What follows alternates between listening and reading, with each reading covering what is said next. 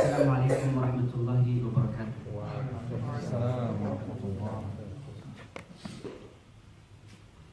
Why does one look at a mirror? Why does one look into a mirror? Generally, one looks at a mirror, one looks into a mirror to look at his or her appearance, to see how he is looking, how she is looking, whether she or he looks presentable if he or she was to go into the presence of another individual. If one doesn't look presentable, then one will change his appearance. If it's a female, maybe apply some makeup. If it's a male, maybe touch up his beard, etc. And I'm not saying don't do these things, as long as it's within the boundaries of Sharia, then it's fine. But generally one looks into a mirror, one looks at a mirror to look at his or her beauty, to see how beautiful he or she is looking. Now, did you know the Prophet ﷺ, when he used to look into a mirror, it comes in narrations that he used to utter a supplication. One narration suggests that he used to utter, Alhamdulillah, Allahumma kama hassanta khalqi fa hassin khuluqi. And in some narrations, the supplication is, Allahumma anta hassanta khalqi fa hassin khuluqi, which in short means, O Allah, just like you have beautified my appearance, O Allah, just like you have beautified my appearance, likewise beautify my manners, likewise beautify my character. So the Prophet ﷺ, through this supplication, he is teaching us that it's not all about the outward beauty. It's not all about the outward appearance. You also need to focus on good manners, good morals, good behavior.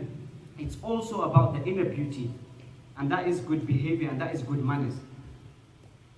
We live in times where the beauty industry, or all those industries that are related to beauty, are booming. And I feel that there is a lack of importance put on the importance of good manners and good behavior, and the beauty of good behavior, and the importance of beautifying our morals, our manners, and our behavior. Whereas the Prophet ﷺ mentions, خِيَارُكُمْ أَحَسِنُكُمْ أَخْلَاقًا, that the best of you is the one with the most excellent manners. The best of you is the one with the most excellent manners. Now this is not a light statement. This is a very heavy statement, that the best of you is the one with the most excellent manners. And this statement is from the Prophet ﷺ. Allah the Almighty, He mentions in the Quran, قَدْ أَفْلَحَ مَنْ تَزَكَّى, that those individuals that have purified themselves have indeed succeeded. So who are the successful? Those individuals that purify themselves. And the interpreters of the Quran mention that this refers to beautifying our character, beautifying our morals and manners. And who is mentioning this? Allah the Almighty. And when Allah the Almighty mentions that there is success in something, then that means that something is of high importance. So Allah is in essence mentioning that in good behavior, in good manners, in good morals, in good conduct is success. And obviously when Allah is mentioning there is success in something, then it is something that is high, and that is something that we need to latch on upon, and something that we need to hold tight to. Not long ago, I was in Japan, and I just came back recently from Japan.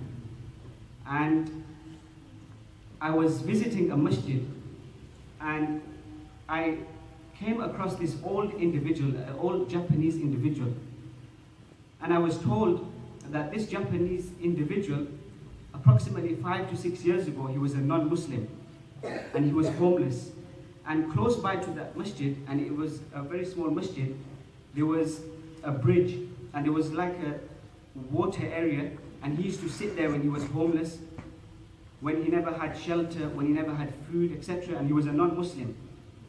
Now, many people used to walk past him, walk by him on a daily basis, but most of the time, the Muslims that used to walk past used to help him, used to give him food, used to give him money, used to ask in relation to his well-being, etc. And this Japanese individual, he became so affected positively that he came to the masjid. This was approximately 5-6 years ago. He came to the masjid and he wanted to learn about the Muslims and he wanted to learn about Islam. And he says to the Muslims that I have become impressed with your good manners, the way you deal with me, the way you help me, and generally when you walk past, I've noticed you people have good manners. And I want to learn about Islam. So the brothers told him about Islam, and then he says that I want to embrace Islam, I want to become a Muslim. And then he became a Muslim due to how impressed he was from the Muslims in relation to their good manners, their good behavior. And then the brothers, they offered him a job in the masjid, and now he stays 24/7 in the masjid. He has endowed himself to the masjid. He renders services for the masjid, he cleans the masjid, etc. He sleeps in the masjid, and he is helped by the Muslims in the masjid.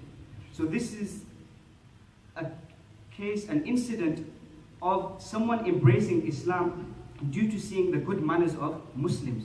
So we can see from this how important it is to show our good manners. And we've probably heard the saying, that actions speak louder than words. Actions speak louder than words. And this is a great example, this story.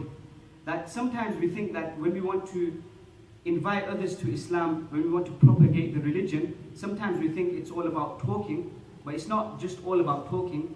We can do more through our actions than actually talking.